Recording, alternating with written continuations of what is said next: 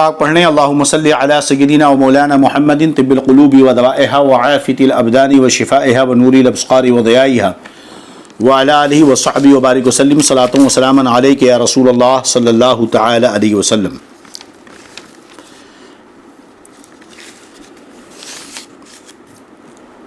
ذالک الکتاب لا ریب فیہ، اللہ رب العزت نے قرآن مقدس میں ارشاد فرمایا یہ وہ کتاب ہے جس میں کوئی شک نہیں ہے، شک کی گنجائش نہیں ہے۔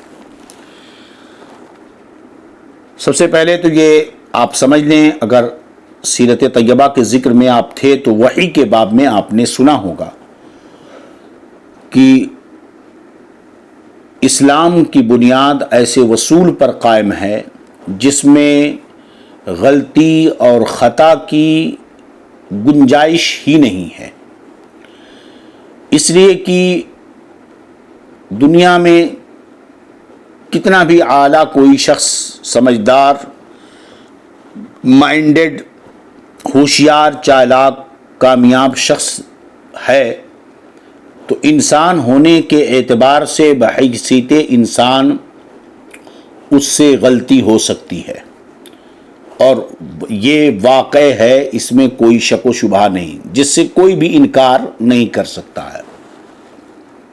آپ دیکھیے کہ دنیا میں بیشتر ممالک ہیں اور تمام ممالک میں قانونی دفاتر ہوتے ہیں، پارلیمنٹس ہوتی ہیں، مقننہ کی جماعت ہوتی ہے، لوگ اچھے لوگوں کو چن کر اور انہیں کرسیوں پر بٹھاتے ہیں جو اپنے ملک کو ترقی دینے کے لیے، ملک کے لوگوں کو اچھی زندگی دینے کے لیے قوانین بناتے ہیں، اور ہر قانونی کمیٹی یہی دعویٰ کرتی ہے، ساری حکومت یہی دعویٰ کرتی ہیں کہ ہم نے یہ جو قانون بنایا ہے اس میں ہمارے ملک کا اور ہمارے ملک کے لوگوں کا بھلا ہے، اس میں ان کی ترقی ہے، ان کی عزتیں محفوظ رہیں گی، ان کی زندگی لائف بہتر ہوگی، ترقی کریں گے، ملک آگے بڑھے گا۔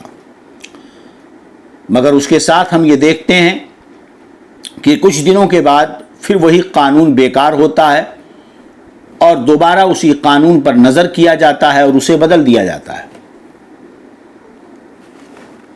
تو اگر وہ قانون اتنا بہتر تھا تو ایک ملک کے عقل مندوں نے جو قانون بنایا، آخر امریکہ کے قوانین ترکی میں کیوں نہیں چلتے؟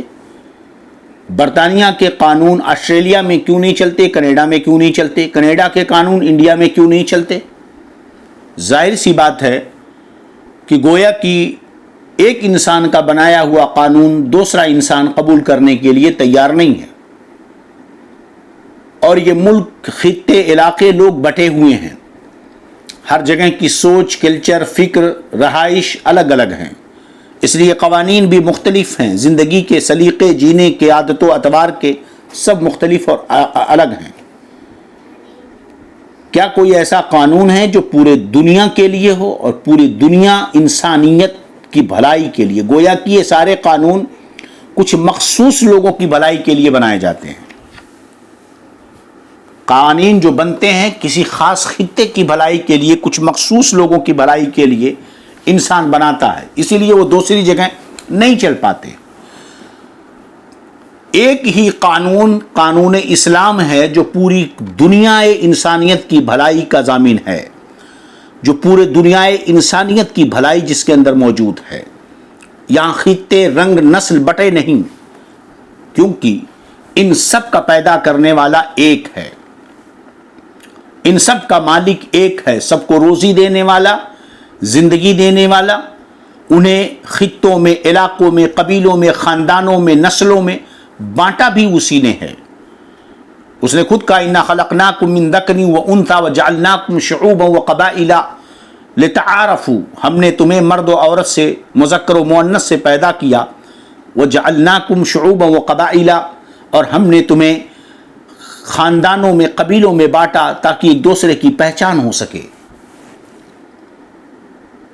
اسی نے ساری کائنات کو بنایا ہے، تو اس کا بنایا ہوا قانون پوری انسانیت دنیا کے کسی خطے میں ہو، ترقی سے ترقی یافتہ ملک سٹی میں ہو یا جنگل بیابان میں رہتا ہو، سب کے لیے وہ قانون برابر ہے، یکساں ہے اور سب کی بھلائی کا کام دیتا ہے۔ اور اس نے جو قانون دیا وہی قانون الہی ہے، اور اسی قانون الہی کو قرآن کہتے ہیں۔ قرآن یہی قانون الہی ہے۔ ظاہر سی بات ہے، ایسا عظیم قانون، ایسے بابرکت اور اس قدر وسعت بھرے ہوئے اصول کو سمجھانے کے لیے، اسے لے کر چلنے کے لیے، اس کے نفاذ کے لیے جس شخص کو چنا جائے گا وہ بھی اتنی ہی برکتوں کا، اتنی ہی عظمتوں کا، اتنی ہی خوبیوں کا وہ مالک ہوگا۔ اس لیے ماننا پڑے گا کہ قرآن قانون الہی ہے اور اس سے بہتر کوئی قانون نہیں، اور اس قانون کے نافذ کرنے والے، ہے نا، اس قانون کے نافذ کرنے والے، اس راستے، اس شرع کو نافذ کرنے والے حضرات انبیاء کرام ہیں۔ اور انبیاء کرام میں سب سے عظیم قانون جسے عطا کیا گیا وہ محمد عربی روحی فدا ابی امی رسول اللہ صلی اللہ تعالی علیہ وسلم کی ذات مقدسہ ہے۔ تو اسی اعتبار سے انہی وسعتوں کے ساتھ اس جسے دیا گیا اس کی ذہنی وسعت بھی لاجواب ہے کہ اس کی ذہنی وسعتوں کو بھی کوئی نہیں پا سکتا، اس کی فکر کی گہرائی، گہرائی اور بلندی کو کوئی نہیں حاصل کر سکتا ہے۔ وہ اعلیٰ فکر والا بھی ہوگا، کشادہ دل ہوگا، اعلیٰ اخلاق والا بھی ہوگا، اس کی گفتگو بھی اعلیٰ ہوگی، اس کی سوچ بھی اعلیٰ ہوگی، اس کا وجود بھی اعلیٰ ہوگا، اس کا معیار بھی اعلیٰ ہوگا۔ وہ عظمتوں، برکتوں، بھلائیوں، خوبیوں کا ایسا جامع ہوگا کہ اس جیسا کوئی دوسرا ہو ہی نہیں سکتا ہے۔ تو قرآن یہ قانون الہی ہے جو پوری کائنات کے لیے ہے، اور اتارا جس ذات پر وہ محمد عربی صلی اللہ تعالی علیہ وسلم ہے جو پوری کائنات کے نبی ہیں۔ ارسلت الی الخلق کافہ، میں پوری مخلوق کا نبی بنا کر کے بھیجا گیا ہوں۔ اسی لیے جتنی بڑی ذمہ داری ہوگی، مشکلات، ابتلا، آزمائش، حالات، حوادثات سے ٹکراؤ اتنا ہی زیادہ ہوگا۔ اسی لیے آدم سے لے کر اب تک اور قیامت تک کوئی بھی ذات ایسی نہیں پیدا ہوئی جو نبی کریم نور مجسم ہم پیغمبر اسلام محمد عربی صلی اللہ علیہ وسلم سے افضل و بہتر ہو، اور نہ ہی کوئی ایسا پیدا ہوا جس نے اس قدر مصائب و آلام جھیلے، مشقتیں اٹھائیں، جو ہے حوادثات سے ٹکراؤ جس کے ساتھ ہوا۔ کوئی ذات اتنی ایسی نہیں ہے جیسی محمد عربی صلی اللہ علیہ وسلم کی ذات مقدسہ ہے۔ اسی لیے فرماتے اودیت فی اللہ ما لم یود احد قبلی، مجھ سے پہلے کسی کو بھی اللہ کے راستے میں اتنی تکلیفیں نہیں پہنچی جتنا کہ مجھے پہنچائی گئی ہے۔ سیرت طیبہ کے حوالے سے آپ نے سنا۔ تو ایک انسان خطا کیوں کرتا ہے؟ اس لیے کہ جتنے بھی علم کے ذریعے ہیں اس کے پاس، جن جن ذرائع سے وہ کچھ بھی علم حاصل کرتا ہو، ان ذریعوں میں فساد پیدا ہو سکتا ہے، یا وہ شخص ان ذرائعوں کو صحیح طریقے سے استعمال نہیں کر سکتا، چاہے وہ قوت حواس خمسہ ظاہرہ ہو، قوت سامعہ ہو، باصرہ ہو، لامسہ ہو، ذائقہ ہو، شامہ ہو، سونگھنے کی قوت ہو، چکھنے کی قوت ہو۔ یہ عقل جو فیصلہ کرتی ہے کسی چیز کا، یہ عقل کہاں سے فیصلہ کرتی ہے؟ جب کسی چیز کی خوشبو اور بدبو کا فیصلہ عقل کرتی ہے، میسج دیتی ہے انسان کو کہ یہ چیز خوشبودار ہے، تو اسے ایک میسج ملتا ہے ناک کے ذریعہ عقل کو، پھر عقل وہ دل کو جو ہے متنبع کرتی ہے۔ چھونے سے گرمی اور ٹھنڈی کا ایک میسج عقل کو ملتا ہے جس سے وہ جو انسان فیصلہ کرتا ہے۔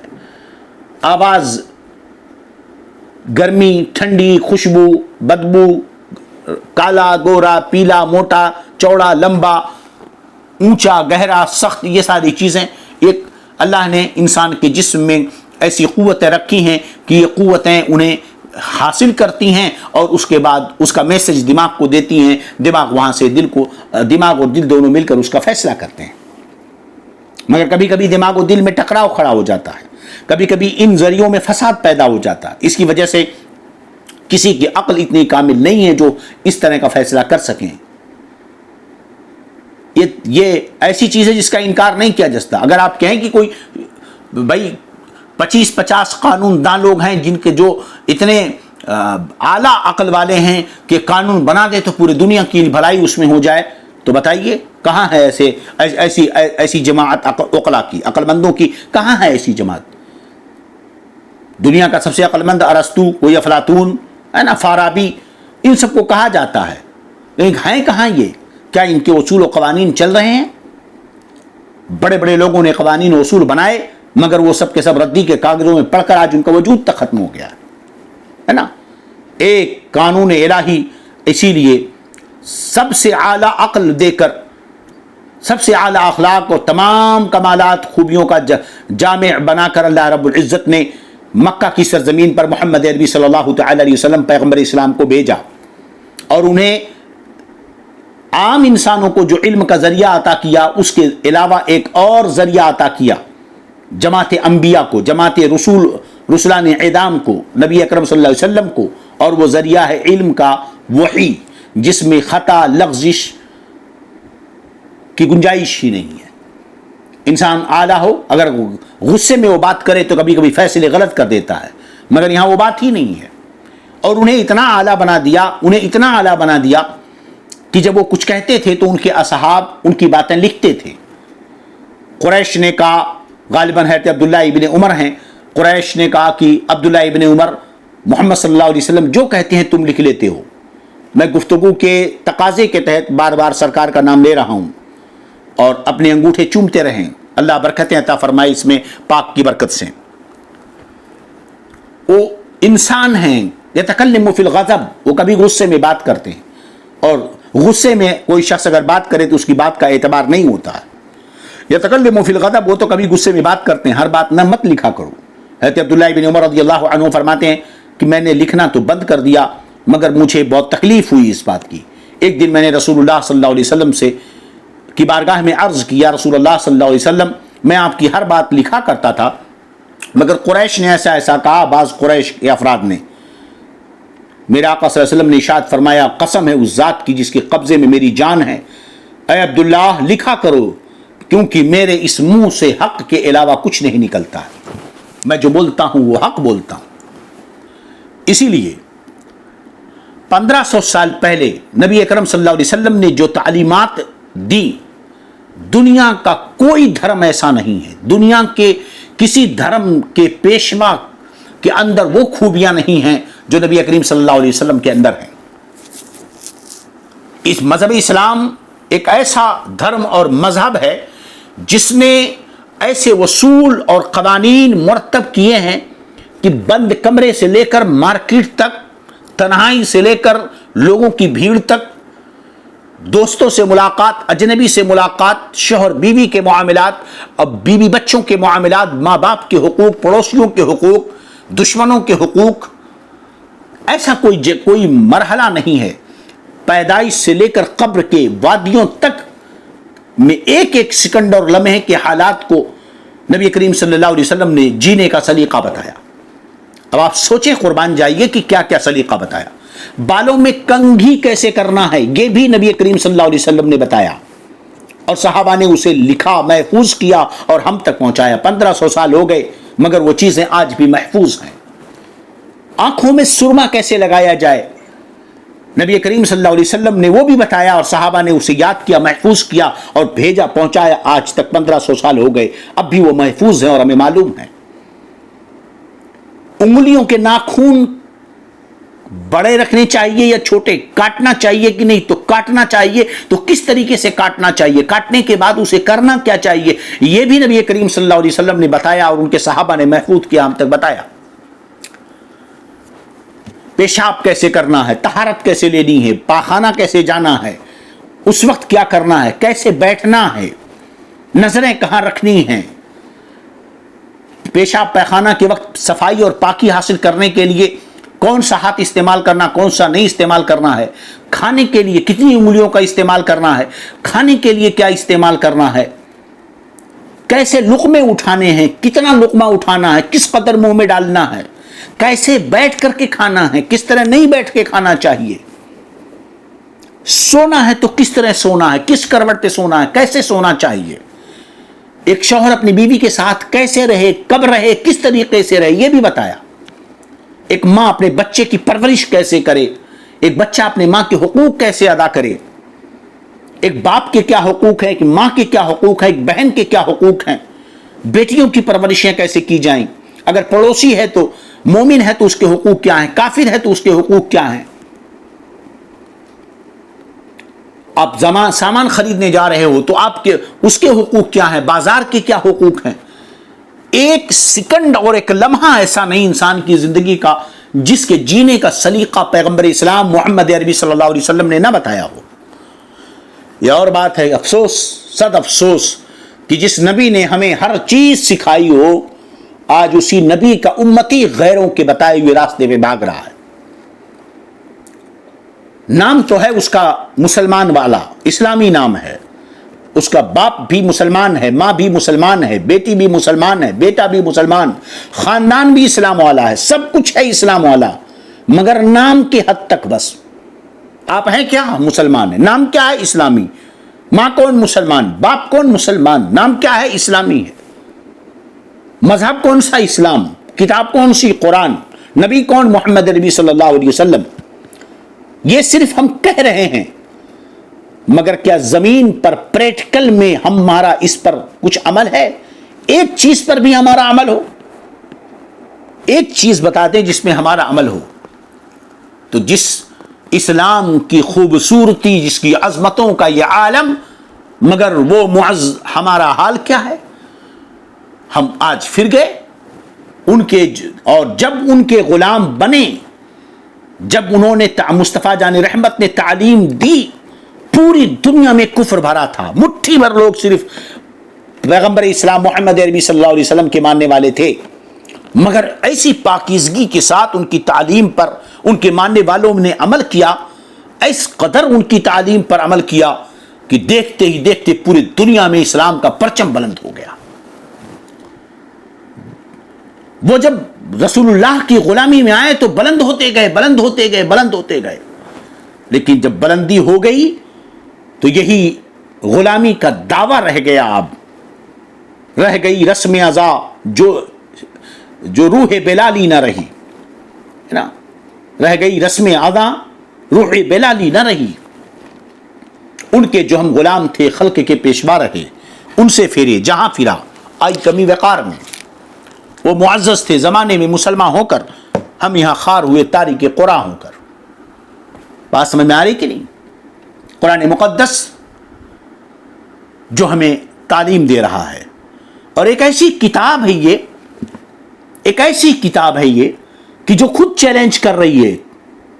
ہم کتابیں لکھتے ہیں، دنیا کا کوئی انسان اگر یقیناً وہ انصاف پسند ہے، منصف ہے، رائٹر، لکھنے والا، مصنف، اگر یقیناً وہ انصاف پسند ہے تو اپنی کتاب میں شروع میں لکھتا ہے، معذرت لکھتا ہے کہ ہم نے پوری محنت و کوشش کی ہے کہ اس کتاب کو ایسا لکھیں کہ پڑھنے والوں کو فائدہ ہو، مگر پھر بھی انسانی تقاضے کے تحت ہم سے کہیں کچھ غلطیاں ہو سکتی ہیں، کہیں لکھنے میں، مضمون کی ترتیب میں، کہیں کچھ۔ تو اگر کسی کو غلطی پر اطلاع ملے، کسی کو ہماری کتاب میں کہیں غلطی نظر آئے تو ضرور ہم سے رابطہ کرے اور ہماری غلطیاں ہمیں بتائے، اگلے ایڈیشن میں ہم اس کو صحیح کر دیں گے۔ یہ ہر انصاف پسند رائٹر لکھتا ہے، مگر قرآن کیونکہ کسی انسان کا نہیں ہے، وہ آپ کھولیں قرآن، جیسے قرآن کھولا تو سیدھا کہتا ہے قرآن، ذالک الکتاب لا ریب فیہ، یقین کر لو یہ وہ کتاب ہے جس میں کوئی شک نہیں ہے۔ اب اس کو پڑھو اس یقین کے ساتھ کہ تم ایک ایسی کتاب پڑھ رہے ہو جو کسی انسان کی نہیں ہے، کیونکہ انسان کی ہوتی تو شک کی گنجائش تھی۔ یہ انسان کی کتاب نہیں ہے، یہ اللہ کی کتاب ہے جس میں شک کی گنجائش نہیں ہے۔ تو جب اتنا یقین ہو گیا کہ یہ قرآن دعویٰ کر رہا ہے، یہ شک نہیں کر سکتے۔ آپ گھروں میں ہیں، لائٹ جل رہی، آپ کے ہاتھ میں موبائل ہے، اس وقت گوگل میٹ پر آپ ہمارے ساتھ ہیں، آپ کے ہاتھ میں موبائل ہے نا۔ اب اگر کوئی آپ کے ساتھ آپ سن رہے ہیں، آپ کا بھائی آپ کے ساتھ، آپ کی بہن ہے، بیٹے ہیں، بیٹیاں ہیں، جو بھی ہیں ساتھ میں، ابھی کوئی آپ سے کہہ دیے موبائل نہیں ہے تو آپ اسے کیا کہو گے؟ آنکھوں کے سامنے موبائل ہے، کوئی کہہ رہا ہے آپ کے بغل ہی ساتھی میں بیٹھا ہوا، وہ دیکھ رہا ہے ہاتھ میں موبائل، کہتا ہے موبائل نہیں ہے،